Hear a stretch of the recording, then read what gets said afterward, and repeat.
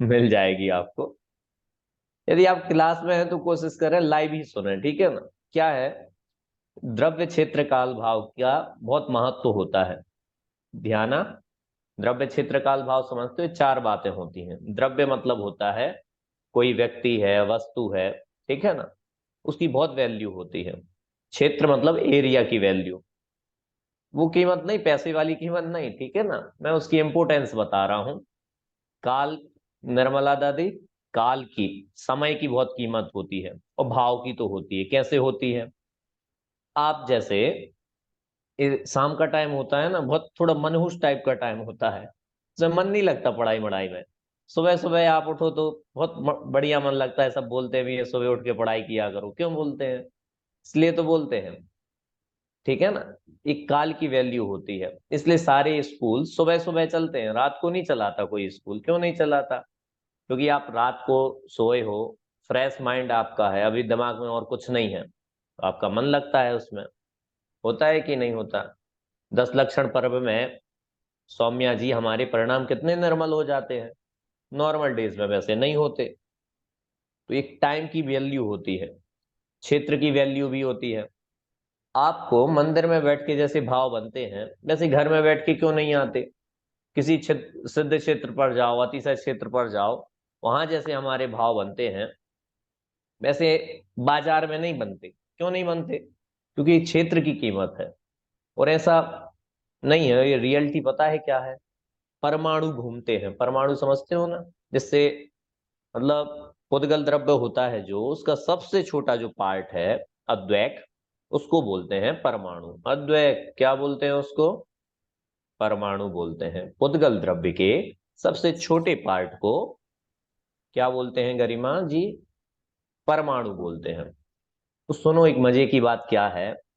सुनीता जी आपका चेहरा नहीं दिख रहा, हाँ, डिवाइस को ऐसे रखो, ऐसे सामने रखा करो, डिवाइस को टच नहीं हो, ऐसे दोनों हाथ का गैप रहे, ठीक है ना, रिलैक्स होके बैठा करो।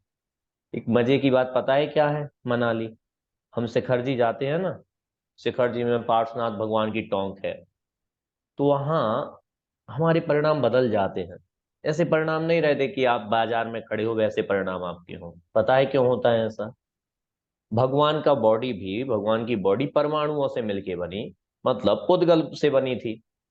और जैसे ही भगवान को मोक्ष हुआ तो वे परमाणु वहीं बिखर गए, ठीक है ना, बिखर गए इन द सेंस कि वो वहीं नष्ट हो जाते हैं, वहीं टूट, मतलब अब बॉडी नहीं रही, वहीं बिखर जाते हैं। द्रव्य का कभी अभाव नहीं होता, द्रव्य कभी मिटता नहीं है, श्रद्धा जी। द्रव्य शाश्वत है, अनादि अनंत है। द्रव्य आज है, वो कल भी रहेगा, परसों भी रहेगा। फिर होता क्या है अद्वैत, हमने साइंस में पढ़ा है, ट्रांसफॉर्मेशन होता है, चेंजेस होते हैं।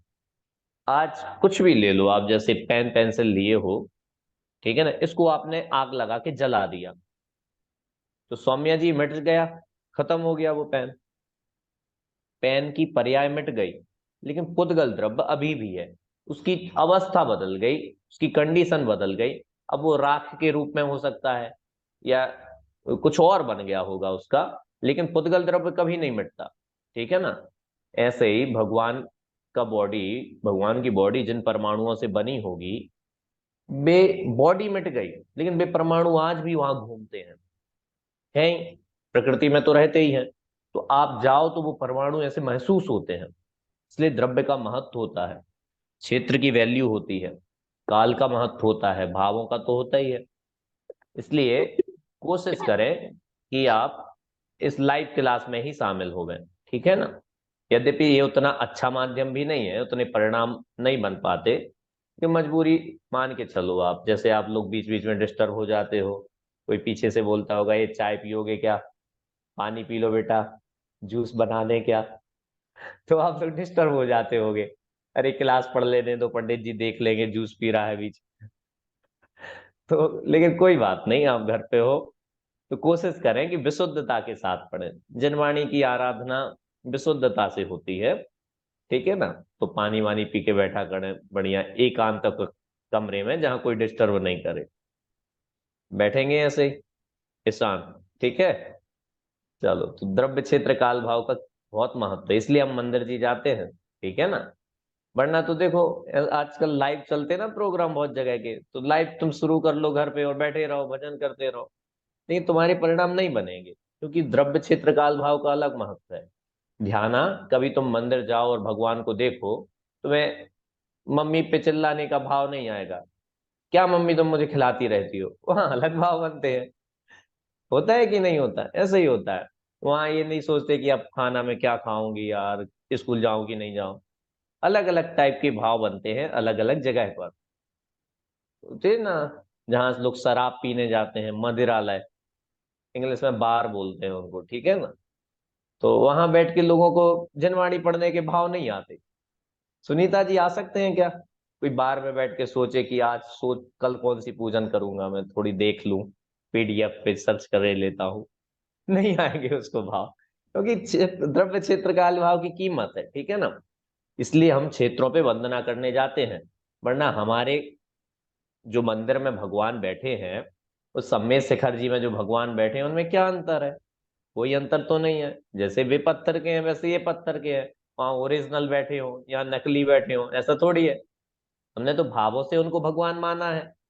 हम भावों से नहीं माने तो शिखर जी के भी को भी नहीं मानेंगे, और गिरनार जी के को भी नहीं मानेंगे, तो अपने यहाँ के को भी नहीं मानेंगे। भावों से ही तो मानते हैं।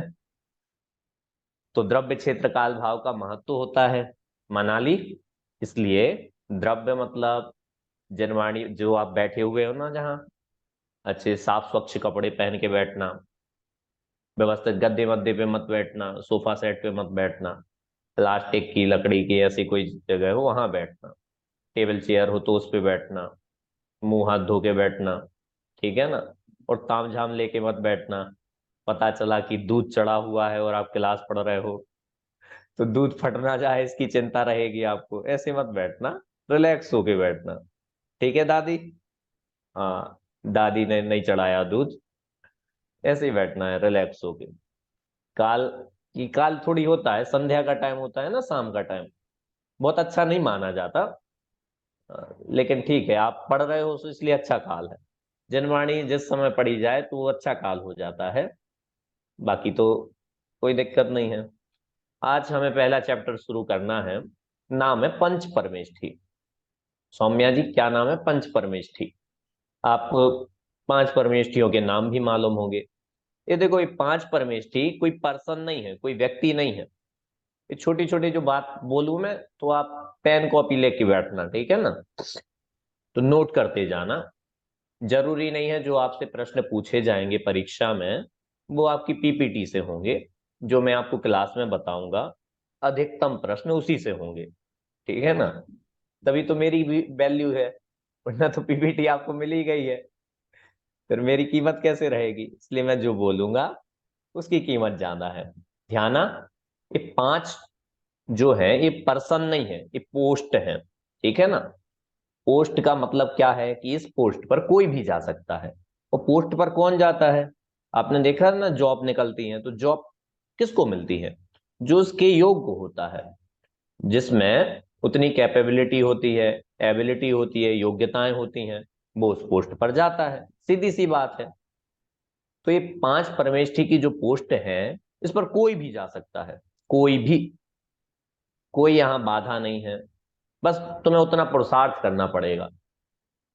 अरहंत सिद्ध आचार उपाध्याय साधु बनने के लिए मेहनत लगती है। दुनिया में भी किसी को कोई गवर्नमेंट जॉब चाहिए हो तो मेहनत लगती है, प्राइवेट भी चाहिए हो, क्योंकि उतनी योग्यता होनी चाहिए तो मैं उस पोस्ट पे काम करने लायक। तो इन पांच परमेष्ठी की पोस्ट लोक में, कितने में? लोक में सबसे बड़ी पोस्ट है ये पांच, सबसे बड़ी। इन पांचों से बड़ा लोक में कोई नहीं होता। पूरे लोक की बात कर रहा हूं, लोक मतलब लोक प्लस अलोक दोनों है, क्योंकि अलोक में कोई नहीं होता। ईशान, आलोक जानते हो? हाँ, इसमें एक व्हाइट बोर्ड का सिस्टम भी है। हाँ, तुम लोग मत चलाना, इसमें मैं ही बस चलाऊंगा, ठीक है। एक लोक होता है, एक अलोक होता है। दिख रहा है? क्या नाम? विज्ञा, दिख रहा है आपको स्क्रीन? भैया जी। हाँ, नहीं दिख रही? नहीं, मैं ये बोलना है कि क्या कहते हैं जो आलोक होता है, आलोक आलोक आकाश में कोई जीव जा सकता है क्या? मतलब कोई देखो मैं जीव होता है क्या उधर? वही वही बता रहा हूँ। देखो ये सामने लोक दिख रहा है आपको, देखा कि नहीं? दिखा है। हाँ। दिखा इस है। लोक के बाहर जितना भी स्पेस है, ये सब खाली जो भी है, ये सब आलोक कहलाता है, आलोक आकाश, ठीक है ना। और ऐसा बोला जाता है जो लोक है ना, ये सारे आकाश का सेंटर है। भैया जी दिख नहीं रहा है आपका बोर्ड। नहीं दिख रहा? दिख रहा अरे है। किसी को दिख रहा है? भैया हाँ दिख रहा है। हाँ तो दिख रहा मतलब, है। आपके में प्रॉब्लम होगी। जब एक को दिख रहा है तो ऐसा मान के चलते हैं। हाँ, किसी और को नहीं लिखना है, ठीक है ना, ये मेरा बोर्ड है, मैं ही बस लिखूंगा इसमें। तो ये जो लोक है, इसको ऐसा माना जाता है कि ये आकाश द्रव्य का सेंटर है, ठीक है ना। क्योंकि देखो आकाश है ना जो, ये अनंत है। अनंत मतलब कोई इसका एंड नहीं है। मतलब ऐसे कि ये आकाश द्रव्य है, मतलब ये लोक है।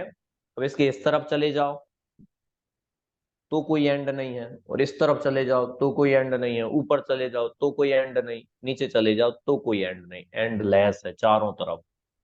तो हम जहां भी लोक होगा उसको बोलेंगे वो सेंटर में है। तो इस तरफ भी अनंत, इस तरफ भी अनंत, इस तरफ भी अनंत, इस तरफ भी अनंत, चारों तरफ अनंत। तो लोक कैसा माना जाएगा कि वो सेंटर में है, ठीक है ना। तो हम बात क्या कर रहे थे कि लोक प्लस अलोक सब में ये पांच परमेष्ठी सबसे बड़ी पोस्ट है। इससे बड़ा कोई नहीं होता, कोई भी नहीं। और इसको यदि हम लाइन से लगाएं सीक्वेंस वाइज कि सबसे बड़ी पोस्ट कौन सी है, तो चलो एक एक करके जल्दी बोलते जाओ। फर्स्ट नंबर पे कौन सी पोस्ट आएगी, कोई भी बोल दो। अरिहंत। अरिहंत। अरिहंत जी। कौन बोला? मुझे, हाँ कौन बोला अरिहंत बताओ। जी। अरिहंत जी बोले? भैया बोला सिद्ध। कौन है? बोला किसने? मैंने ये पूछा किसने बोला अरिहंत? मैंने बोला शिवानी जी भैया ने? जी। मैंने मतलब मैंने कौन है? किंजल। हाँ किंजल जी, अरिहंत बोला आपने। चलो दूसरी पोस्ट बताओ, रैंक पूछिए। सिद्ध सिंह। सिद्ध तीसरी। अब आप कहोगे आचार्य। चौथी उपाध्याय कहोगे, पांचवी साधु। ये तो है ही उसमें, लाइन से याद है आपको, तो ऐसे नहीं बताना था। आपको बताना है, बताओ कि मतलब इज्जत किसकी ज्यादा है। इज्जत तो वैसे अरहंतों की है, लेकिन पोस्ट बड़ी सिद्धों की है, ठीक है ना। देखो कर्म से जीव संसार में घूमता है, ठीक है ना। कर्मों के कारण, कर्म परीक्षा जी कितने होते हैं? ये कितने हैं? 8। इतने ही 8। होते हैं, 8 कर्म होते 8। हैं। इन 8 कर्मों के कारण जीव संसार में घूमता रहता है। जिसके पास आठों है वो माला माल है, इसलिए वो ज्यादा घूमता है। इसके पास कम है, अरहंतों के पास 4 है बस, इसलिए वे कम घूमेंगे, ठीक है ना। घूमेंगे नहीं मतलब यहाँ जब तक 4 रहेंगे सुनीता जी, तब तक भी यहीं रहेंगे, मध्य लोक में, ऊपर नहीं जा पाएंगे। तो थोड़ी पोस्ट कम है उनकी, ठीक है ना। तो फर्स्ट नंबर की पोस्ट सबसे बड़ी किसकी होगी? सिद्ध अब भगवान। हाँ सिद्ध सिद्ध भगवान है, भगवान। सबसे बड़े सिद्ध होते हैं, ठीक है ना। सेकंड नंबर पे अरिहंत जी। अरहंत अरिहंत भगवान, क्यों? भगवान। क्योंकि अरिहंत। इनके 4 घाती चार कर्म धाम। नष्ट हो गए हैं, इसलिए वे बड़ी पोस्ट है उनकी भी, ठीक है ना। ये थोड़े मतलब जैसे अपन बोलते हैं ना राष्ट्रपति और प्रधानमंत्री, इस टाइप के हैं, बहुत बड़े लेवल के हैं, नेता हैं ये लोग, ठीक है ना। तो इसलिए इन दो को बोलते हैं देव। अरहंत और सिद्ध भगवान को बोलते हैं देव, ठीक है ना। सच्चे देव बोलते हैं ना हम, बे वाले देव हैं, ये देव गति वाले देव नहीं है, सच्चे देव वाले देव है, ठीक है। अरहंत और सिद्ध, सिद्ध सबसे बड़े हैं, फिर अरहंत भगवान है। और उसका लॉजिक क्या है?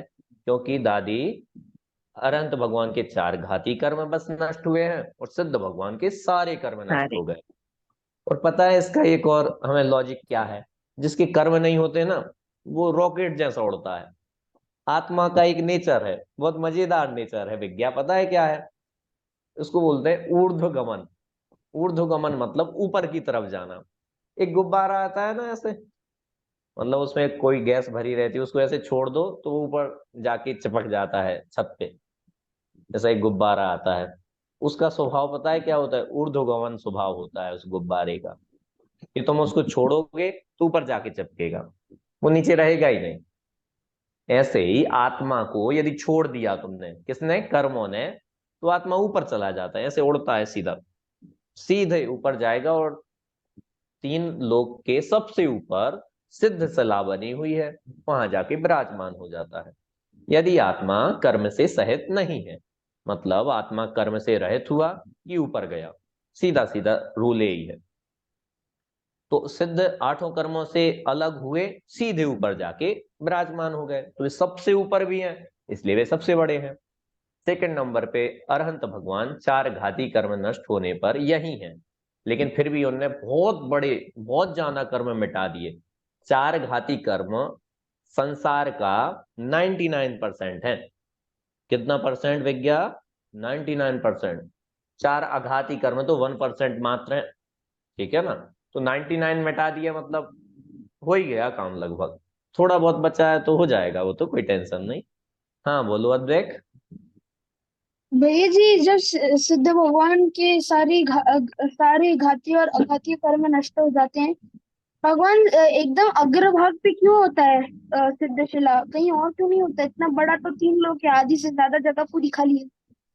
नहीं तो वो तीन लोग ही के तो हाईएस्ट पॉइंट पे हैं। हाँ, लेकिन एकदम हाईएस्ट पॉइंट पे ही क्यों है? बाकी की भी खूब हाँ सारी जगह बताया है ना ना। मैंने, मैंने बताया ना अभी, वो गुब्बारे का स्वभाव जैसे होता है, वो जाके छत पर ही चिपकेगा जहां उसको एंड मिलेगा।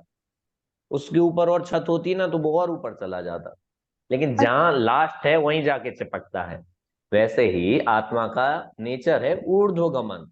ऊर्ध्व मतलब होता है ऊपर की तरफ, गमन मतलब जाना। आत्मा का नेचर ऊपर की तरफ जाना है, तो कहां तक जाएगा? जहां तक लोक है।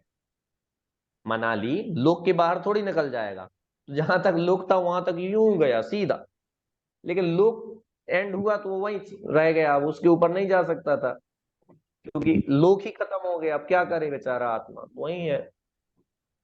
और हाँ बोलो विज्ञा।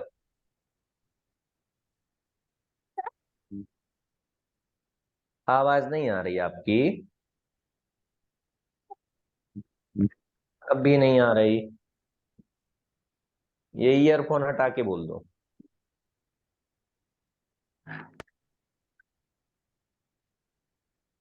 आप हाँ तेज बोलो थोड़े। थोड़ी देर पहले लोग अनंत होता है। किसी को समझ में आया क्या बोला है? कैसे विज्ञा हो आप?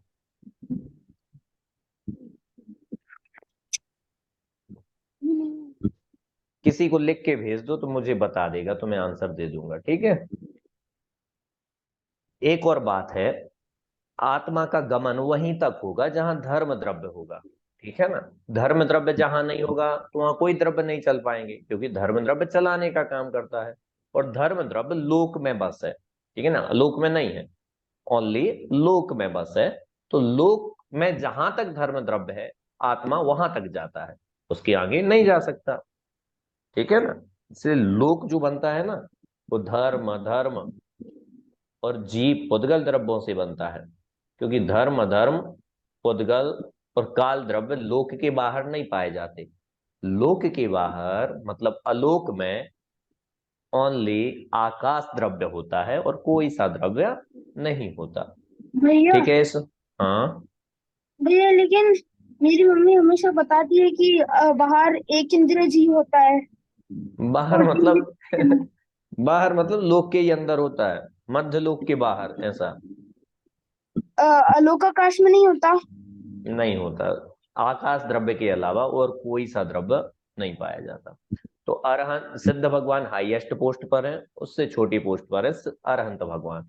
लेकिन फिर पांच परमेष्टि में फर्स्ट पे अरहंत को क्यों रखते हैं? तो उसका सामान्य रीजन यही है कि उनसे हमें उपदेश मिलता है, मोक्ष मार्ग का उपदेश मिलता है।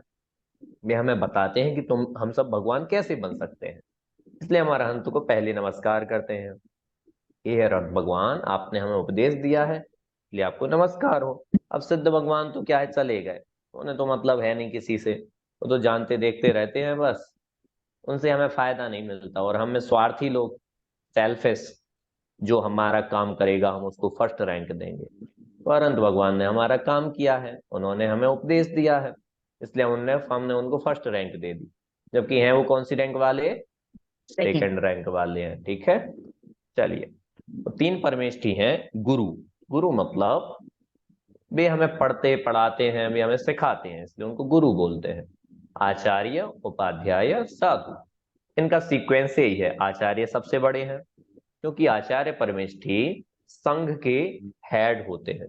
संघ मतलब होता है बहुत सारे मुनिराजों से मिलके संघ बनता है, ठीक है। तो संघ के हेड जो होते हैं, हेड ऑफ संघ, वो आचार्य होते हैं, सबसे प्रमुख हैं जो, ठीक है ना, इसलिए आचार्य हैं वे। और उसी संघ में जिनको टीचर की जॉब मिली हुई है कि वे और साधुओं को और मुनिराजों को पढ़ावेंगे, क्योंकि जनवाणी पढ़ना पढ़ाना आसान काम नहीं होता। तो वे उनको ट्रेंड किया जाता है कि आप कैसे पढ़ाओगे, क्या पढ़ाओगे। आचार्य उनको पढ़ा देते हैं, फिर वे सबको पढ़ाते हैं। उस पोस्ट का नाम है उपाध्याय। छोटी पोस्ट नहीं है, बहुत बड़ी पोस्ट होती है, बहुत ज्ञान चाहिए उसके लिए। और जो सामान्य मुनिराज होते हैं, ठीक है ना, कॉमन मुनिराज, उनको बोलते हैं साधु परमेष्ठी। क्लियर हुआ इतना सब? 5 परमेष्ठी में से 3 परमेष्ठी गुरु हैं, 2 परमेष्ठी देव हैं। अरहंत और सिद्ध भगवान देव हैं, आचार्य उपाध्याय साधु गुरु हैं, ठीक है। पांचों की पोस्ट वैसे ही है, मात्र अंतर इतना है कि सिद्ध सबसे बड़े हैं, उससे छोटे अरहंत हैं, फिर आचार्य हैं, फिर उपाध्याय हैं, फिर साधु हैं। लेकिन 5 से बड़ा तीनों लोकों में कोई नहीं है, और अलोक में भी सबसे ज्यादा बड़े यही है। क्यों? क्योंकि तीनों लोकों के जीव इनको पूजते हैं। तीनों लोकों, देवता पूजते ही हैं, नारकी पूजते ही हैं, ठीक है ना। अब सोचोगे नारकी कैसे पूजते हैं, तो वे अपने भाव में भावना भाते हैं कि हम भी पंच परमेष्ठी की आराधना करेंगे। मनुष्य तो पूजते ही हैं, त्रेंच भी पूजते हैं, चारों गति के जीव इन पंच परमेष्ठी की आराधना करते हैं, इसलिए ये सबसे बड़ी पोस्ट है, ठीक है। इतना समझ में आया? एक परमेष्ठी की डेफिनेशन है एक लाइन की, याद कर लो। जो परम पद में स्थित हो उन्हें परमेष्ठी कहते हैं। जो परम पद में, बोल दो मनाली, बोलो। जो परम पद में स्थित हो उन्हें परमेष्ठी कहते हैं, बोलो। जो परम पद में तो उन्हें परमेष्ठी। बहुत बढ़िया। परम पद मतलब है हाईएस्ट पद। परम मतलब होता है सबसे बड़ा, सर्वोत्कृष्ट। पद में स्थित हैं, वे परमेष्ठी हैं। परम इष्ट, इष्ट मतलब होता है अच्छे, तो हमारे लिए अच्छे लगे उनको बोलते हैं इष्ट। परम मतलब सबसे इष्ट, जो सबसे अच्छे हैं, सबसे उत्कृष्ट पद पर स्थित हैं, उनको परमेष्ठी बोलते हैं। क्लियर हुआ? इनकी डेफिनेशन 5 परमेष्ठियों की बड़ी बड़ी है, बहुत टाइम लगेगा, तो हम थोड़ी पढ़े लेते हैं उनको। पढ़े? इसमें को होस्ट बनाने का ऑप्शन है क्या?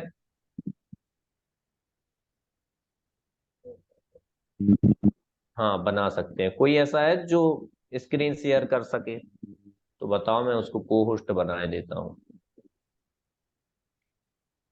कर पाएगा कोई? आता है किसी को? बोलो।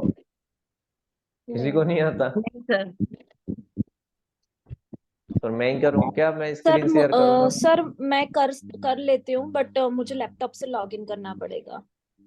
अच्छा, आप नेक्स्ट क्लास से उसी हाँ, से नेक्स्ट लॉगिन क्लास में करना। करती हूँ, मुझे आता है। आप मुझे शेयर कर लेना पहले ही, मैं शेयर कर लूंगी उस टाइम पे। हाँ, मैंने ग्रुप में भेज दिया है, आपने जी। देखी हो तो आप को होस्ट रहिएगा सहयोग के लिए। क्या मैं स्क्रीन शेयर करता हूँ, पर मुझे कोई दिखाई नहीं देता, अच्छा, नहीं मैं करती हूँ सर। और भैया विज्ञा जी मस्ती मैंने करने लगती लैपटॉप है। से लॉगिन कर रखा है, आप मुझे भेज दीजिए, मैं बन जाती हूँ। दे, देखो, आप ग्रुप में देखो, ग्रुप में डली हुई है पंच परमेष्ठी की पीडीएफ।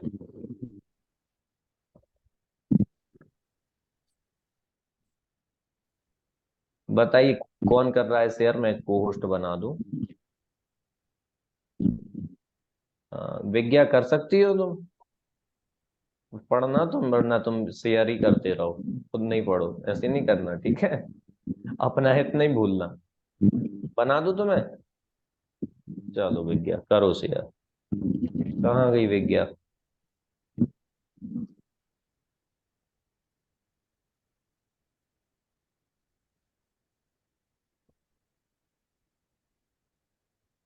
हाँ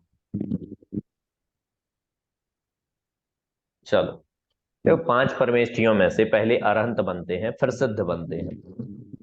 यदि कोई 5 परमेष्ठी बनने का क्रम हो कि पहले कौन सा परमेष्ठी बना जाए, तो सबसे पहले तो कौन सा बना जाएगा, कोई बताएगा? 5 परमेष्ठियों में से हमें बनना हो तो सबसे पहले कौन सा परमेष्ठी बनेंगे? साधु। बोलते जब। साधु। साधु। किसने किसने बोला? कल्पना। हाँ बहुत बढ़िया, सबसे पहले साधु परमेष्ठी बना जाएगा। कोई कंपलसरी नहीं हो तो उसको छोड़ भी सकते हैं। फिर कौन से परमेष्ठी बनना जरूरी है? उपाध्याय। उपाध्याय परमेष्ठी। कंपलसरी है, बनना ही पड़ेगा।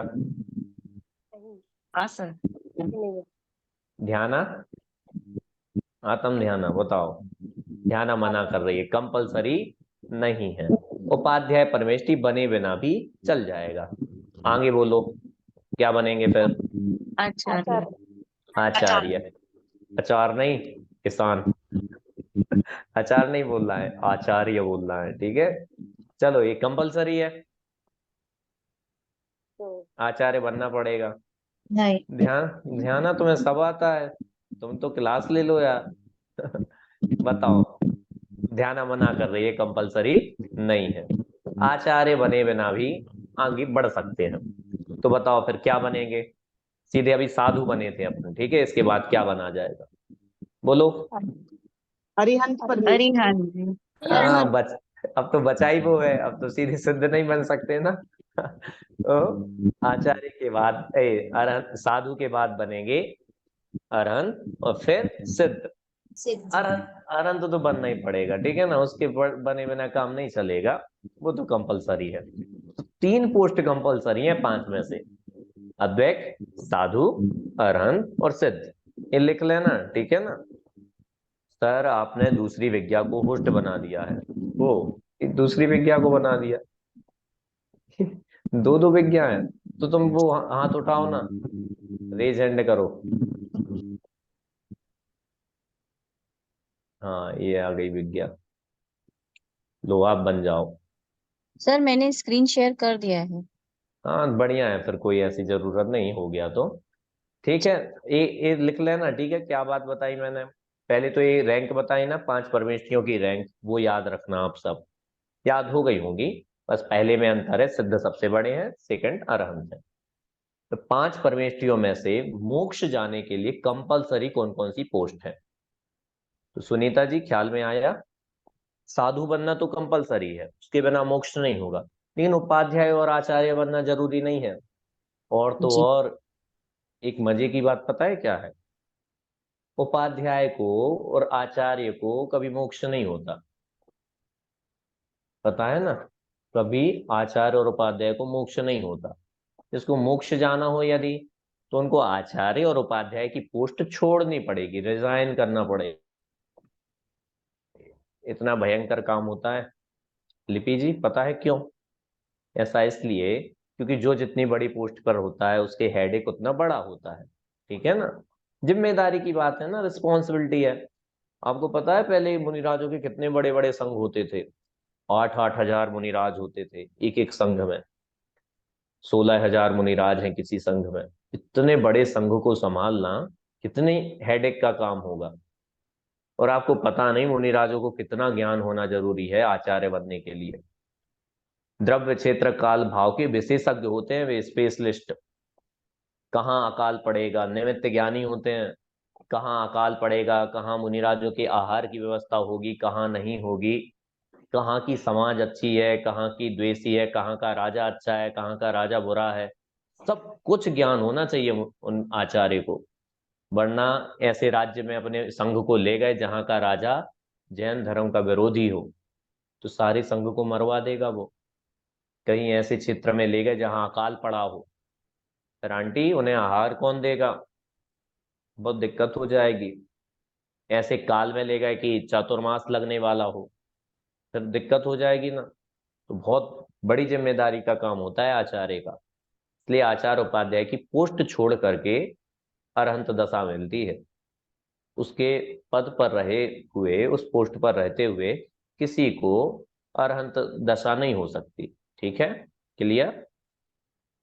कोई प्रश्न हो तो आप पूछ लेना, ठीक है ना, कोई प्रॉब्लम नहीं है, सब क्लियर करते हुए चलना।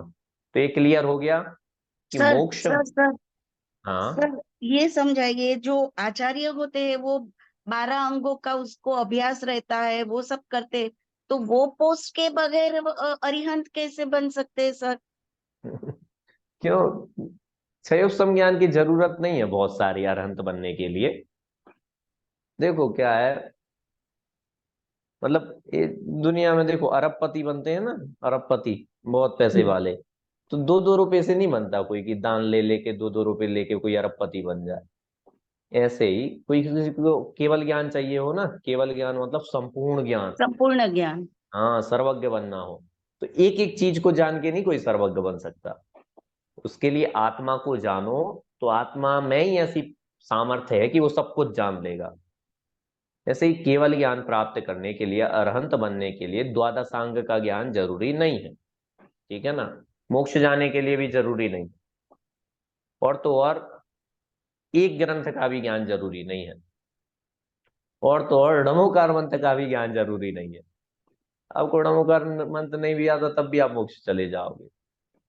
आत्मा को जानना जरूरी है, वो कंपलसरी है। आत्मा को जाने बिना मोक्ष नहीं होता। प्रथमान योग में बहुत प्रसिद्ध कहानी है शिवभूति मुनिराज की।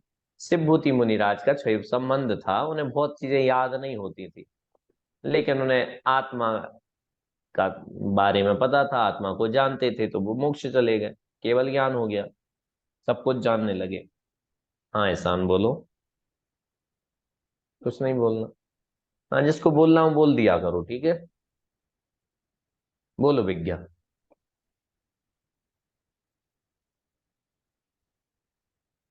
विज्ञा बोलो।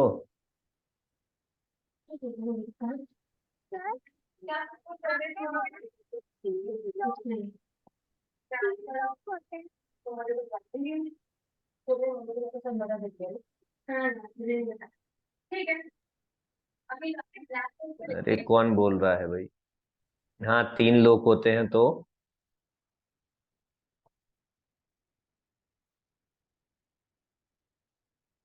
आगे बोलो, 3 लोग होते हैं। तुमने किसी को लिख के नहीं भेजा, यहीं भेज देना था चैट में, कोई पढ़ के बता देता क्या क्वेश्चन है। क्या नाम विज्ञा है तुम्हारा? विज्ञा मतलब वही होता है, सर्वज्ञ स्वभाव, ठीक है ना। तो द्वादशांग का ज्ञान जरूरी नहीं है, जिनने भी पूछा है। बहुत पढ़ना जरूरी नहीं है मोक्ष जाने के लिए, आत्मा को जानना जरूरी है। जिसने अपनी आत्मा को जाना है उसने सब कुछ जान लिया। जिसने आत्मा को छोड़ सब कुछ जाना, उसने कुछ नहीं जाना। बहुत शास्त्रों को पढ़ लो, यदि आत्मा को नहीं जानते हो तो जीरो के जीरो हो, और आत्मा को जानते हो, बहुत शास्त्रों को नहीं भी जानते, तब भी हीरो हो, ठीक है ना। ऐसा ही जिनवाणी की कथन है। चलो शेयर हो गई स्क्रीन, कहाँ गई? कर दो भाई कोई। सबसे पहले अरहंत भगवान कैसे बनते हैं वो बताया जाएगा, ठीक है ना। प्रोसेस आप सबको पता है, बस इसमें लिखा हुआ पढ़े ले रहे हैं, ठीक है। ध्यान पता ही है, कोई अरहंत बनेगा तो सबसे पहले कौन सी पोस्ट जरूरी है? साधु बनना पड़ेगा, सबको पता है। हम सब तो रिवीजन करने आए हैं क्लास में, आप सबको सब आता है। सबसे पहले घर छोड़ा, मुनिराज बन गए, इतनी सी बात है। चलो शेयर करो भाई, कोई किसने किया था? उसमें लिखा है गृहस्थ पना त्याग कर। हाँ, सेकंड पेज लाओ। हाँ देखो क्या लिखा है, 5 पद हैं। जो परम पद में स्थित हो उन्हें परमेष्ठी कहते हैं। परम पद मतलब है हाईएस्ट पोस्ट, सबसे बड़ी पोस्ट है। अरहंत सिद्ध आचार्य उपाध्याय साधु, ठीक है। देखो कहीं कहीं अरहंत लिखा होता है, कहीं कहीं अरिहंत लिखा होता है, लेकिन ये जानना बेटर है अरिहंत। तो आप सब इसी का यूज करना, ठीक है। अरिहंत, अरहंत भी सही है, गलत नहीं है, लेकिन आपको दोनों में से चुनना पड़े तो अरिहंत की आप यूज किया करो। आगे बढ़ो। देखो अरहंत परमेष्ठी का क्या स्वरूप है, 4 पॉइंट लिखे हुए हैं। जो ग्रस्त पना त्याग कर, ठीक है, सबसे पहले घर परिवार छोड़ करके, दूसरा है मुनि धर्म अंगीकार कर, तीसरा है निज स्वभाव साधन द्वारा चार घाती कर्मों का क्षय करके, चौथा है अनंत चतुष्टय रूप विराजमान हुए। देखो इसमें बड़ी बात पता है क्या है? पहला पॉइंट, पहले पॉइंट में ये नहीं लिखा है कि घर परिवार छोड़ करके। क्यों नहीं लिखा लिपि जी? इसमें इसलिए नहीं लिखा है क्योंकि घर परिवार छोड़ने का मतलब ये नहीं होता कि उससे मोह छूट गया, राग छूट गया। देखो एक बहुत मजेदार कहानी है शास्त्रों में, बारीसेन मुनिराज की। बारीसेन मुनिराज रानी चेलना के बेटे थे, ठीक है ना, जो राजा श्रेणिक हुए ना, उनकी वाइफ है रानी चेलना, उनके बेटे हैं बारीसेन। तो बारीसेन मुनिराज तो सच्चे साधु थे, वे तो नग्न दिगंबर मुनिराज हो गए। 32 रानियां थी उनकी, बहुत सुंदर सुंदर रानियां थी। तो उनने सबको छोड़ा और मुनि बन गए। उनके बचपन का एक दोस्त था पुष्पडाल नाम का, पुष्पडाल नाम था उसका। तो एक बार वे सिटी में आए आहार लेने के लिए, तो पुष्पडाल के यहाँ आहार हुए। ने सोचा बचपन के दोस्त है मेरे बारीसेन, चलो इनको आहार करा दूं, तो आहार करा दिया।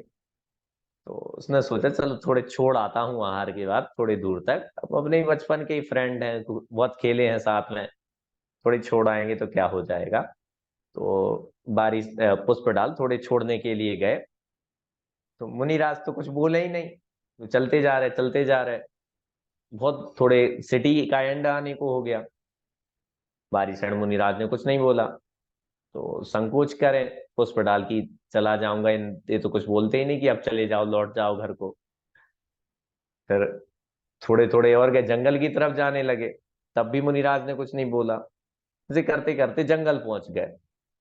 कौन पहुंच गए श्रद्धा जी? बारीसेन मुनिराज और पुष्पडाल उनके दोस्त, जो गृहस्थ जीवन में थे। ईशान क्या हुआ? पुष्पडाल ने सोचा अब क्या है, मुनिराज के साथ ही जंगल आ गए। तो बारीसेन मुनिराज बोले मेरी भावना है कि तुम भी मुनि दीक्षा अंगीकार कर लो और अपने अतीन्द्रिय सुख को प्राप्त करो। पुष्पडाल की एक वाइफ थी, वो कानी थी। कानी मतलब उसको, मतलब एक आंख खराब थी उसकी, ठीक है ना, थोड़ी सांवली सी होगी, कुरीप टाइप की, लेकिन एक वाइफ थी पुष्पडाल की। और बारीसेन मुनिराज जो पहले राजा राजकुमार थे, उनकी 32 रानियां थी, सबको छोड़ के वे आए थे। पुष्पडाल सोचे कि कैसे मना करूं, मना करूंगा तो क्या सोचेंगे ये वारिसेन। तो उन्होंने इस संकोच में कि यार मेरे ही दोस्त हैं बारिसेन, ये बोल रहे हैं चलो दीक्षा ले लेता हूँ, और दीक्षा ले ली, मुनिराज बन गए। बारिसेन के साथ रहते, महावीर भगवान का शासन था, समोसरण घूम रहा था सारे देश में, समोसरण में बैठते, दिव्य ध्वनि सुनते वगैरह वगैरह सब चलता। एक बार बारिसेन मुनिराज ने भांप लिया कि 12 साल निकल गए ऐसे, कि पुष्पडाल का को वैराग्य नहीं आया है, वो तो मेरे कहने से मुनि दीक्षा ले ली, लेकिन मोह छूटा नहीं है। तो बारिसेन मुनिराज ने कहा पुष्पडाल से चलो चलते हैं। तो अपने जहां रहते थे पहले गृहस्थ जीवन में, अपने महल पहुंचे। रानी सेवकों ने रानी चेलना से बोला कि बारिसेन आए हैं। तो रानी चेलना को लगा कहीं बारिसेन का मन विचलित तो नहीं हो गया, चेक करें। तो उन्होंने 2 चौकी रखी, एक सोने की और एक लकड़ी की। तो बारिसेन जाके लकड़ी की चौकी पे बैठ गए, उन्हें तो राग था नहीं। और बारिसेन ने बोला 32 जो उनकी पत्नियां थी पहले, उनको तैयार करके लाओ 16 श्रृंगार में, ठीक है ना। तो जब ये बोला तो रानी को डाउट हुआ, चेलना को, लेकिन ऐसा डाउट सही नहीं निकला। उन्होंने सोचा कोई बात होगी। जब 32 की 32 रानियां आई और सामने से निकली, तब पुष्पडाल मुनिराज ने देखा कि अरे इतनी सुंदर सुंदर रानियां, इतनी सुंदर सुंदर रानियों को छोड़ करके ये वारिसेन मुनिराज बन गए, और मुझसे एक काणी कुरूप पत्नी नहीं छोड़ी जा रही। इनकी अद्भुत महिमा है। उस क्षण से उनको वैराग्य आया हृदय में, फिर वे सच्चे मुनिराज बने। ये कहानी मैंने क्यों सुनाई है अद्वैत? ये कहानी यह समझाने के लिए सुनाई है ये उसमें लिखा है जो गृहस्थ पना त्याग कर, पना मतलब यही होता है घर परिवार छोड़ना, ये वैराग्य नहीं होता। ऐसे कई मुनिराज बन जाते हैं जिनके हृदय से घर नहीं निकलता, वे जरूर घर से निकल जाते हैं। अंतर समझ में आया? घर से निकलना वैराग्य नहीं है, अंदर से घर निकल जाना वैराग्य होता है। और वारिसेन मुनिराज के तो अंदर से घर निकल गया था और बाहर से भी निकल गया। पुष्प डाल घर से तो निकल गए लेकिन अंदर से घर नहीं निकला। और जो गृहस्थ पना त्याग कर, इसका ही मीनिंग है कि जिनके अंदर से घर निकल गया है। समझ में आया? दूसरा पॉइंट लिखा है मुनि धर्म अंगीकार कर, और जिसके अंदर से घर निकल जाता है उसके बाहर से भी घर छूट जाता है। ऐसा नहीं होता कि किसी को वैराग्य आ जाए और वो घर में ही रहे कि देखो मुझे वैराग्य तो है लेकिन 32 रानियों के साथ ही मैं रहूंगा। ऐसा नहीं होता। ठीक है ना? फिर खाता तो मैं 6 टाइम हूं लेकिन मैं वैराग्य पूर्वक खाता हूँ, अरुचि पूर्वक, रुचि नहीं है मुझे। ऐसा नहीं होता है। ठीक है ना? जिसको रुचि नहीं होती वो खाता भी नहीं है, खा रहा है इसका मतलब रुचि है। ठीक है ना? नहीं खा रहा है इससे क्लियर नहीं होगा कि उसको रुचि है कि नहीं है, लेकिन खा रहा है इससे तो क्लियर है कि इसको रुचि है। समझ में आया? कि कोई मुनिराज है और वे तो नहीं खाते, एक टाइम खा रहे, इसका मतलब ये नहीं समझना कि उनको रुचि नहीं है। हो सकता है उनको रुचि हो, उनका खाने का मन कर जाए, लेकिन जो खा रहा है उसका तो क्लियर है कि इसको रुचि है। ठीक है ना? तो मुनि धर्म अंगीकार कर, जिसके अंदर में वैराग्य होगा तो उसके मुनि धर्म नेचुरल रूप से अंगीकार होगा ही होगा। क्योंकि जिसको वैराग्य आ जावे वो बहुत देर तक ठहर नहीं सकता, वो तो छूट के भागना चाहता है कि कहाँ जंजाल में पड़ा हुआ हूं, मैं तो भागता हूं। तो ये दोनों एक दूसरे से रिलेटेड चीज है कि जो गृहस्थ पना त्याग कर और मुनि धर्म अंगीकार कर, एक ही बात है। ठीक है? तीसरा पॉइंट क्या है? निज स्वभाव साधन द्वारा चार घाती कर्मों का क्षय करके। चार घाती कर्मों का क्षय कैसे होगा? निज स्वभाव मतलब अपने आत्म स्वभाव के, साधन मतलब रीजन से। आप आत्म स्वभाव की साधना करेंगे, अपने आत्मा को जानेंगे, उसमें लीन रहेंगे, तो चार घाती कर्म नष्ट हो जाएंगे। ठीक है? अद्वैत कितने घाती कर्म? चार घाती कर्म। चलो कोई नाम बता दो जल्दी से, चार घाती कर्म कौन से हैं? जिसने अभी तक आंसर नहीं दिया ऐसा कोई बोले। ज्ञानावर्णी, दर्शनावर्णी, मोहनीय और अंतराय। बहुत सुंदर। ज्ञानावरणी, दर्शनावरणी, मोहनीय और अंतराय, ये चार घाती कर्म हैं। तो निस्वभाव साधन द्वारा ये चार घाती कर्म नष्ट हो जाते हैं। इसका रूल पता है क्या है गरिमा जी? यदि कोई 48 मिनट तक आत्मा में लीन रहे, आत्मा को जानता रहे, जानता रहे, जानता रहे, कंटिन्यू, गैप पड़े बिना, तो उसको केवल ज्ञान हो जाएगा, उसके चार घाती कर्म मिट जाएंगे। ये रूल है। ध्यान कितने मिनट तक? 48 मिनट तक। ठीक है ना? कितना सरल है। ऐसे बैठो हाथ पे हाथ रख के और लीन हो जाओ, बस केवल ज्ञान, मजे ही मजे, सब कुछ जान लोगे फिर तो। बताए ध्यान, तुम्हारे 10th का रिजल्ट तक तुम्हें पता चल जाएगा, 12th का भी, और उसके आगे तुम पढ़ोगे कि नहीं पढ़ोगे वो भी तुम्हें पता चल जाएगा। सब कुछ, अगले साल कहाँ घूमने जाओगी, कहाँ नहीं जाओगी, कल क्या खाओगी, सब कुछ पता चल जाएगा तुम्हें। कितने मजे होंगे। पर भैया हाँ ये भी तो पता चल जाएगा कि कब हम मरने वाले हैं। हाँ, सब पता चल जाएगा, क्यों नहीं चलेगा। अभी अगर पंचम काल में अगर 48 मिनट तक किया तो हो सकता है केवल ज्ञान नियम से। हाँ हो सकता है, तुम करो तो। दिक्कत यही है पंचम कि का होता पर नहीं भैया है जी 48 पंचम मिनट काल तक। में केवल ज्ञान कहाँ है? हो सकता है। हाँ तो क्यों नहीं होता? इसलिए तो नहीं होता कि किसी को 48 मिनट तक ध्यान भी नहीं होता। यदि कोई कर ले तो हो जाएगा, लेकिन नहीं होगा। इसलिए नहीं होगा क्योंकि होता ही नहीं है किसी को 48 मिनट तक। आसान नहीं है। और अगर भैया अगर हो गया तो हो जाएगा, हो जाएगा, केवल ज्ञान वर्ल्ड रिकॉर्ड बन जाएगा तुम्हारा।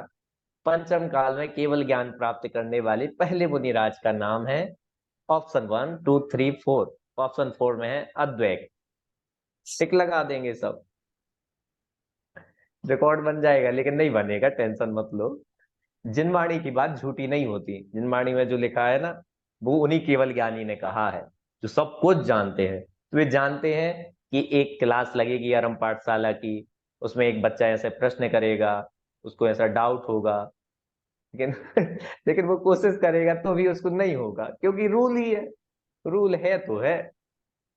मुनिराज को भी ध्यान करते हैं ना, तो मुनिराज भी बहुत ज्यादा देर तक नहीं कर पाते। आंख बंद करके बैठने का मतलब आत्मा में लीन है ये नहीं होता। अभी जैसे ऐसे बैठे हैं आंख बंद करके, आत्मा में लीन हुए, फिर बाहर आ जाते हैं तो हाथ छोड़ के ऐसे देखने लगे, ऐसा नहीं करते, फिर बैठे रहते हैं ऐसे ही, ठीक है ना। फिर आत्मा में जाते हैं, फिर बाहर आ जाते हैं, फिर सोचने लगते हैं कुछ, फिर आत्मा में जाते हैं, फिर सोचने लगते हैं, तो ऐसे कंटिन्यू चलता है। अरे आदिनाथ भगवान को भी 1000 साल लग गए थे। आसान नहीं होता 48 मिनट आत्मा में लीन रहना, बट सम्यक दर्शन कर सकते हैं, बिल्कुल कर सकते हैं, करना ही चाहिए। इस मनुष्य पर्याय की सार्थकता इसी में है, ठीक है। तो ये ऐसी प्रोसेस है, निज स्वभाव साधन द्वारा चार घाती कर्मों को नष्ट करके। निज स्वभाव साधन में आत्मा में 48 मिनट तक हाईएस्ट लीन हुए कि केवल ज्ञान हो गया। केवल ज्ञान होना और चार घाती कर्म नष्ट होना एक ही बात है। जिसके चार घाती कर्म नहीं है उसकी केवल ज्ञान है, और जिसकी केवल ज्ञान है उसके चार घाती कर्म भी नहीं है, एक ही बात, ठीक है। फिर अनंत चतुष्टय रूप विराजमान हुए हैं, और ये भी एक ही बात है कि जिसके चार घाती कर्म नहीं है तो उसके चार अनंत चतुष्टय हैं। चार घाती कर्मों के मिटने पर चार अनंत चतुष्टय प्रकट होते हैं। चलो कोई बता देवे जल्दी जल्दी, तो अपन क्लास एंड करेंगे। ज्ञानावरण कर्म के नष्ट होने पर क्या प्रकट होगा, कौन सा अनंत चतुष्टय ज्ञान, प्रकट होगा? अनंत ज्ञान। क्या बात है, तुम सब यूं ही एडमिशन ले लिया सबने, सबको सब आता है। अनंत ज्ञान प्रकट हुआ, और अनंत ज्ञान मतलब केवल ज्ञान ही होता है। अनंत मतलब एंडलेस, कोई लिमिट नहीं उसमें, अनंत है, ठीक है। ज्ञानावरण मिटा और अनंत ज्ञान मिला। चलो दर्शनावरण मिटा अनंत दो। दर्शन। अनंत दर्शन, बहुत सुंदर। अनंत दर्शन लिख लेना, ठीक है। और मोहिनी, मोहिनी है मिटा। अनंत सुख। अनंत सुख। अनंत सुख भैया जी। अच्छा किसने बोला अनंत सुख पहले? वितराग विद्याजन कर्नाटक से मैंने बोला। अच्छा बहुत बहुत सुंदर। मोहिनी के जाने पर अनंत सुखी हो जाते हैं, ठीक है ना। चौथा है अंतराय। अनंत वीर। अनंत वीर, बहुत सुंदर दादी। अनंत वीर प्रकट हो जाता है। अनंत गुणों। मेरा नाम है निर्मला जैन। हाँ दादी, आप ही दादी हो, एक मेव दादी, निर्मला और कोई जी, नहीं। निर्मला बोलिए, निर्मला जी। कहाँ से हैं दादी आप? यहाँ जयपुर से ही हैं, विद्याधर नगर। क्या बात है, हम भी जयपुर में ही पढ़े हैं दादी स्मारक से। मैं तो सोच मेरा नाम नहीं बोल रहे हो आप, क्या बात है, मैं ऐड नहीं हूँ क्या? नहीं नहीं, ऐड हो, दिख रहे हो आप, आपको सब आता है इसलिए मैंने नहीं बोला, मुझे लगा जिनको नहीं आता उनको मोटिवेट किया जाना चाहिए, इसलिए मैं विज्ञा का नाम ले देता हूँ। क्यों विज्ञा? विज्ञा ने अभी शिविर पढ़ा था हमसे, बहुत बढ़िया पढ़ाई करती है विज्ञा। चलो चार घाती कर्म गए और चार चतुष्टय प्रकट हो गए। चार घाती कर्म मिटना, चार अनंत चतुष्टय प्रकट होना, केवल ज्ञान प्रकट होना, अरहंत बनना, सब एक ही बात है, ठीक है ना। सब एक। अरहंत बनते हैं उनके चार घाती कर्म नहीं होते, चार चतुष्टय होते हैं, और केवल ज्ञान उनके होता ही होता है। ये सेकेंड पोस्ट है, मतलब कंपलसरी यदि कोई आए तो साधु बना, गृहस्थ पना त्याग कर कहा ना हमने, और मुनि धर्म अंगीकार कर, तो यहाँ 2 पॉइंट में साधु बन गए हैं, ठीक है। तो निस्वभाव साधन द्वारा चार घाती कर्मों को नष्ट करके यहाँ बने हैं अरहंत। प्राति हाँ बोलो। भैया जी, हम्म। प्रातिहार्य अर्जेंटो के गुण कैसे हो सकते? तो प्रातिहार्य होते हैं और वो उनके उनके कोई से भी नहीं बनते। चलो ये देखो, ये लिखा है आगे, अरहंत के 46 गुण होते हैं। इसमें देखो 2 पार्टों में डिवाइड कर दिए, इसलिए तुम्हारी शंका को सुन करके, ठीक है ना। निश्चय मूल गुण है, मूल गुण मतलब जो, मतलब उनमें मिलेंगे, अरहंतों में मिलने चाहिए ये चीजें, ठीक है। चार चतुष्टय निश्चय मूल गुण है, रियल मूल गुण है, कंपलसरी मूल गुण है, ये तुम्हें हर अरहंत के मिलेंगे। और ये रियल इसलिए है क्योंकि ये आत्मा के मूल गुण हैं। अरहंत बॉडी का नाम नहीं है, आत्मा का नाम है। इसलिए जो मूल गुण आत्मा में दिखे वे रियल होंगे। चार चतुष्टय आत्मा में दिखाई देते हैं, इसलिए वे रियल मूल गुण हैं। और बाकी के देखो 42 व्यवहार उत्तर गुण हैं। उत्तर मतलब बॉडी से रिलेटेड है। जन्म के 10 अतिशय हैं। जन्म के 10 अतिशय मतलब देखो ये सब सबके भी नहीं पाए जाते, तीर्थंकरों के होते हैं कि जन्म से रिलेटेड है। जब जन्म होगा तो हाँ भाई, क्या हाल चाल? आ गया। मैं भी बढ़िया अभी हाल आई हूँ चाल। थोड़ी देर पहले। अच्छा। बढ़िया हाल चाल। देखो क्या, हाँ म्यूट रहा करो, ठीक है ना। जब कोई बातचीत करे तो म्यूट होके बात किया करो। देखो इसमें क्या है, अपने बहुत मजेदार मजेदार मूल गुण है तीर्थंकरों के। तीर्थंकरों का सफेद खून होता है। कैसा खून होता है सौम्या जी? व्हाइट, ठीक है ना। उनके पसीना नहीं आता, उन्हें भोजन की वैसी जरूरत नहीं होती, खा लेते हैं वो बात अलग, उन्हें ऐसी जरूरत नहीं होती। और उनके इस बॉडी में बहुत 1008 चिन्ह होते हैं उनके। वैसे ही एक तीर्थंकर का एक चिन्ह तो होता ही है, ठीक है ना। और भी हमेशा युवा रहते हैं, यंग रहते हैं। अद्वैत तीर्थंकर बूढ़े नहीं होते कभी। लाखों लाखों साल की एज होती है उनकी, फिर भी बूढ़े नहीं होते। ये उनके 10 जन्म के अतिशयों में आ जाते हैं। 10 केवल ज्ञान के अतिशय हैं। जिसको केवल ज्ञान होता है तो समोसरण लगता है। समोसरण जमीन से ऊपर होता है। सब जहां जहां समोसरण पहुंचता है वहां की जो जमीन है वो बिल्कुल इतनी स्वच्छ हो जाती है, अ, आईने जैसी, कि तुम अपना सिर देखो ना, कंघी करनी हो तो जमीन पे देखो और कंघी कर लो, इतनी बिल्कुल साफ हो जाती है, ठीक है ना। चारों तरफ बाग बगीचे में फल आ जाते हैं, समृद्धि हो जाती है, कोई दुखी नहीं रहता। सब एक गाँव मजे ही मजे हो जाते हैं जिसको केवल ज्ञान होता है तो ये केवल ज्ञान के अतिशय हैं। 14 देवकृत अतिशय भी होते हैं कि समोसरण लगता है, दिव्य ध्वनि खिड़ती है, भामंडल होता है, छत्र चमर होता है।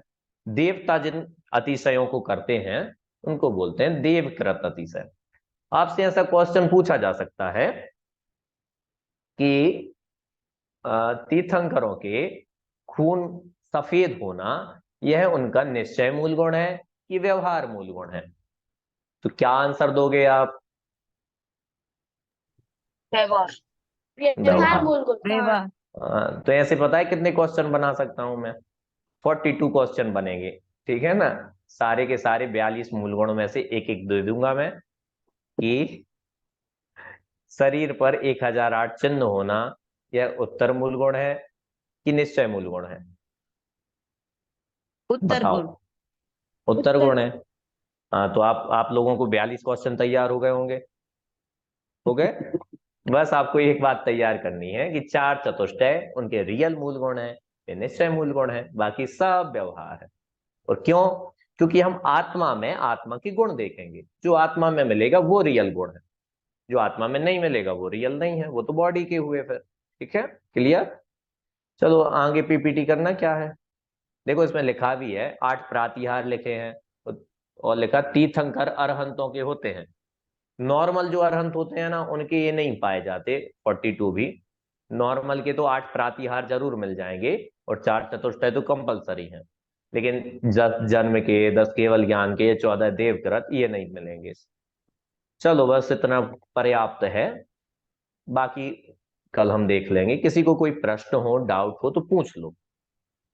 अभी नहीं हो तो ये पीपीटी ग्रुप में है, आप इसको पढ़ना पूरा, फिर डाउट हो तो पूछ लेना। और हफ्ते में जब तक हमारी क्लास चल रही तब पूछ लेना, कभी भी पूछ सकते हो, कोई भी डाउट पूछो। भैया जी, हम्म। इससे लेके अभी तो डाउट नहीं है, पर मुझे टाइम के लेके इश्यू है। 7:30 बजे तो हम 8 बजे का नहीं रख सकते? ये आप एक ग्रुप में एक भैया जुड़े हुए हैं संकेत जी, वो एक क्लास वगैरह डिवाइडेशन करते हैं, कोऑर्डिनेटर हैं। आप मुझे मैसेज कर दो, मैं आपको नंबर भेज दूंगा, आप उनसे बात कीजिए, वो आपको सॉल्यूशन देंगे कुछ ना कुछ। चलो, और कोई गंभीर प्रश्न इस तरीके का किसी को हो तो बताए। विज्ञा तुम्हें कोई प्रश्न नहीं होता? जिनको प्रश्न नहीं होता वो कम समझते हैं थोड़ी। प्रश्न होने चाहिए, या तो तुम्हें सब आता होगा या कुछ नहीं आता होगा।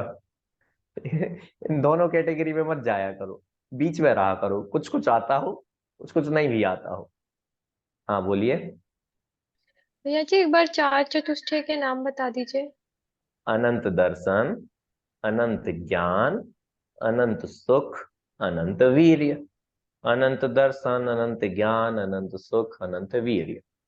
कभी भी आपको कोई डाउट हो ना तो पूछ लेना, ग्रुप में भेज देना, मुझे भेज देना, मैं आंसर दे दूंगा।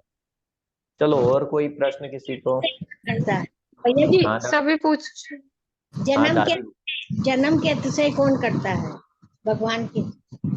दादी कुछ तो ऐसे नेचुरल होते ही हैं। अब जैसे श्वेत खून है, ठीक है ना, तो वो तो नेचुरल है, उनके तीर्थंकर प्रकृति के उदय से ही ऐसा ही होता है, तो सफेद ही होता है वो तो। 1008 लक्षण होते हैं तो अब उनके होते ही हैं, उनको करता कोई नहीं है, ना जन्म के और केवल ज्ञान के भी नहीं। 14 देवकृत देव करते हैं बस, जो देवकृत हैं उनको करने वाले देव हैं, बाकी तो स्वभाव सहज ही पुण्य के उदय से होते हैं।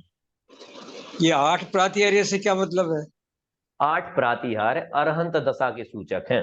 वैभव होता है ना, वैभव, जैसे कोई राजा वगैरह निकलते थे ना तो उनके ऊपर छतरी होती थी, चवड़ ढुराते थे, तो वो एक वैभव का सूचक है कि अरे बड़ी पोस्ट वाला कोई आ रहा है। तो ये अरहंत दशा के वैभव के सूचक है। ये अरहंत मंगल अलग होते हैं, 8 मंगल और 8 प्रातिहार्य अलग अलग होते? अलग अलग होते हैं, वो अष्टमंगल द्रव्य अलग है, अष्ट प्रातिहार अलग है। देखो अरहंत प्रतिमा में और सिद्ध प्रतिमा में अंतर करना हो तो अष्ट प्रातिहार्य से होता है। जिन प्रतिमा के साथ अष्ट प्रातिहार हो उनको अरहंत प्रतिमा माना जाता है, जिनके साथ नहीं हो उन्हें सिद्ध प्रतिमा माना जाता है। ये प्रतिमा में थोड़ी होते हैं, वो तो मंदिर के बाहर वेदी पे लगे। हाँ तो वही, उसी का वही तो मतलब है, उस प्रतिमा के साथ साथ ही बोला है। इसके छत्र होगा, चवर होंगे, भामंडल होगा, उस प्रतिमा को अरहंत प्रतिमा बोलेंगे। और जिस प्रतिमा के साथ ये सब नहीं होंगे उसको बोलेंगे सिद्ध प्रतिमा है।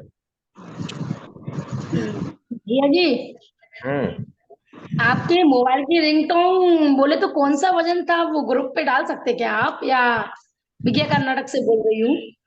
अच्छा, आपने कॉल किया था क्या मुझे? मैंने, हाँ, मेरे को टाइम क्या, मेरी दोनों क्लास 7 से 9 तक 2 रहती, तो आधी क्लास ये छूट गई, अभी आधी 8 बजे वाली छूट गई, तब आपकी क्लास कवर हो पा रही है।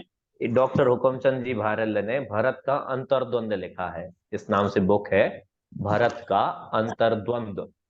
वो पूरी अच्छा, ऑडियो है। हाँ मैं आपको ग्रुप में भेज दूंगा, सुनिएगा, ओके, सब सुनिएगा, बहुत मजेदार रचना है, आपको बहुत मजा आएगा। उनकी भरत तो जी सभी की रचना कहानी, बहुत अच्छी है, सहजता वगैरह भी, वो भी बहुत अच्छी है। तो ये जो ने गाई है ना, गाई भी बहुत सुंदर है, तो आप सुनिएगा। इसको कॉलर ट्यून लगाना हो तो जियो ऐप आता है ना, जियो, उससे नहीं लग नहीं, जाती सुनना है। ही है भैया, ट्यून भी उतना तो नहीं है, लेकिन बस सुनना है, उसके भाव बहुत अच्छे थे, मैंने जैसी रिंग करी आपको। Janwani thank you. सुनना महाभाग्य वाली। हाँ हाँ। चलो और कोई किसी को प्रश्न, ऐसे ही गंभीर गंभीर प्रश्न हो तो बताओ। भैया जी, हाँ बोलो। भैया जी आपने जो अष्टमंगल द्रव्य के बारे में बताया तो वो कब प्रकट होता है? वो भी होते हैं, वो वैभव के सूचक हैं। वो झारी टाइप की होती है, एक ऐसी होती है, ऐसे बने होते हैं, देखना आप मंदिर वगैरह में। तो वैभव, वैभव मतलब भगवान है ना, तीर्थंकर परमात्मा, तो एक लगे कि हाँ तीर्थंकर हैं, हंसी मजाक थोड़ी है। दुनिया में सामान्य लोग वैभवशाली नहीं होते, लेकिन वे तीर्थंकर हैं, वैभवशाली हैं, उसको बताने के लिए वे अष्टमंगल द्रव्य होते हैं। ये मोह के अभाव से आपने सुख बताया, मोह कर्म के अभाव से सुख मोहिनीय के अभाव से, चारित्र होता है ना। मोहिनी के अभाव से चारित्र होता है, लेकिन देखो मोह मतलब एक ही अर्थ नहीं है, उसके कई अर्थ होते हैं। जो मोहिनी कर्म पूर्णतः नष्ट होगा तो अनंत चतुष्टय अनंत सुख प्रकट होगा, लेकिन उसके जाने से चारित्र प्रकट होता है। कई तरीके का चारित्र प्रकट होता है। चारित्र के कई प्रकार हैं, अलग अलग लेवल पर, जितना जितना चारित्र मोहिनी जाएगा उतना, मतलब मोहिनी के 2 भेद हैं, एक दर्शन मोहिनी, एक चारित्र मोहिनी। चारित्र मोहिनी के जाने पर चारित्र प्रकट होता है, लेकिन चारित्र मोहिनी प्लस दर्शन मोहिनी के जाने पर, पूरे नष्ट होने पर अनंत सुख प्रकट होता है। और कोई प्रश्न? टाइम ज्यादा हो गया हो तो पूछ दो। भैया चलिए जी कोई केवल ज्ञान के अतिशय क्या क्या होते हैं? केवल ज्ञान की मैंने बताया दिव्य ध्वनि खिरना एक अतिशय है। केवल ज्ञान होता है सिर्फ समोसरण लगता है। समोसरण लगता है तो जहां समोसरण जाता है वहां की जमीन दर्पण के जैसे साफ हो जाती है। वहां पेड़ पौधों में फल आ जाते हैं, गार्डन में पत्ते आ जाते हैं, सब लोग समृद्ध हो जाते हैं, कोई दीन दुखी नहीं रहता। समोसरण में किसी को भूख नहीं लगती, स्वर्ण कमल की रचना होती है। मतलब ये देव करते हैं ये सब। सब खुशहाली छा जाती है, कोई दुखी नहीं रहता। ये सब एक केवल ज्ञान के अतिशय में आते हैं। मैं भेज दूंगा आप सबको ये 42 के 42, तो एक बार पढ़ लीजिएगा। अच्छे अच्छे अतिशय हैं सब, ठीक है। भैया जी ये 46 गुण ये अरिहंतों के जन्म से होते हैं या फिर जब इनको सम्यक ज्ञान होता है तभी ये 46 गुण नहीं, प्रकट वही बात की ना अपन ने, जन्म के अतिशय तो जन्म से होंगे, लेकिन 10 केवल ज्ञान के केवल ज्ञान होने पर होंगे। और 14 देवकृत भी ऐसे ही होते हैं, कभी कभी होते हैं, मतलब देवों द्वारा किए जाने हैं तो टाइम टू टाइम होते हैं। चले, हाँ। चलिए कल फिर मिलेंगे इसी टाइम पे। सभी को जय जगन्नाथ। भैया जी। भैया जी।